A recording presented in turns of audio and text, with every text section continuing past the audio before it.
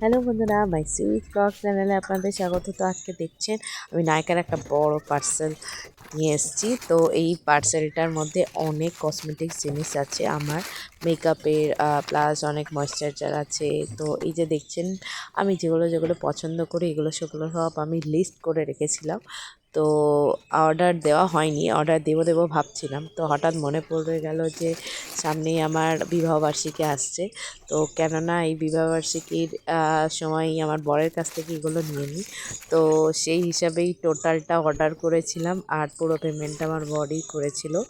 তো যাই হোক, আমি আমার পছন্দের অনেক কিছুই জিনিস, খুবই ছোট ছোট জিনিস অর্ডার করেছিলাম, কারণ আমার মেকআপের জিনিস বহু আগে অর্ডার করেছিলাম, সেগুলো সব এক্সপায়ার হয়ে গেছে, মানতেও পারিনি। তো এখন আমি সেগুলো আবার নতুন করে কিছু কিছু জিনিস অর্ডার করেছি। যাই হোক, এই যে দেখছেন সব কিছুই প্রায় নিয়েছি। তো কর্তামশাইয়ের পকেট একদম ফাঁকা করে ফেলেছি।